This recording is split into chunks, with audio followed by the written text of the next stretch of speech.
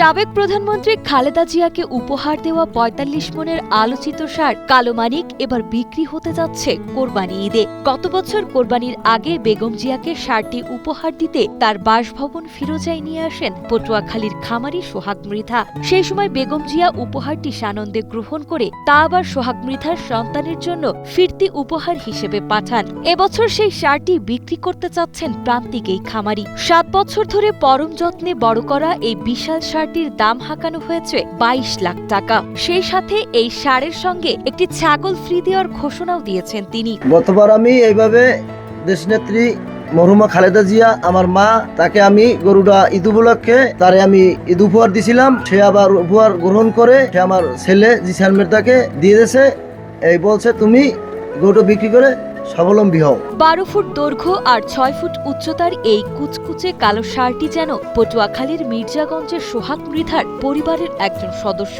২০১৮ সালে একটি গাভী কেনার পর তার জন্ম দেওয়া বাছুরটিকে সন্তানের মতো লালন পালন শুরু করেন তিনি। আদর করে নাম রাখেন কালো মানিক। কোনো কৃত্রিম উপায় ছাড়া সম্পূর্ণ দেশীয় খাবার খাইয়ে বড় করা এই ষাঁড়টির পেছনে প্রতিদিন খরচ হয় প্রায় ১২০০ টাকা। গরুটির মালিক মোহাম্মদ সোহাগ মৃধা, উনি দীর্ঘ ৮ বছর যাবৎ গরুটি লালন পালন করতেছে। গরুটি হলো উনি যে গরুটা প্রথম একটা ওইটা সহ এবং তার মাকে কিনছিল, তারপর মাকে বিক্রি করার পর এই বাচ্চাটা সে দীর্ঘ ৮ বছর যাবৎ লালন পালন করতেছিল। বেগম জিয়া সোহাগকে পরামর্শ দিয়েছিলেন ষাঁড়টি বিক্রি করে তার সন্তানের ভবিষ্যতের জন্য কিছু করতে, কিন্তু সন্তানতুল্য কালো মানিককে মায়ার টানে গত বছর বিক্রি করতে পারেননি খামারি সোহাগ মৃধা। তবে এবার সংসারের কথা ভেবে ৪৫ মনের কালো মানিককে বিক্রির চূড়ান্ত সিদ্ধান্ত নিয়েছেন তিনি। শুধু তাই নয়, ক্রেতাকে আকৃষ্ট করতে ২২ লাখ টাকা দামের এই ষাঁড়ের সাথে একটি ছাগল ফ্রি দেওয়ার ঘোষণাও দিয়েছেন তিনি। আমার 2 ছেলে আর এই কালো মানিক আমার এক সন্তান। এই কালো মানিককে আমি সন্তানের মতো লালন পালন করি আর পরিচর্যা আর বাবার লগে আমি বিক্রি করবো। এটা এখন পালার আবার সম্ভব না, ১ বছর অনেক খরচ, অনেক খরচ। এটার দাম হয়েছে ২২ লক্ষ টাকা।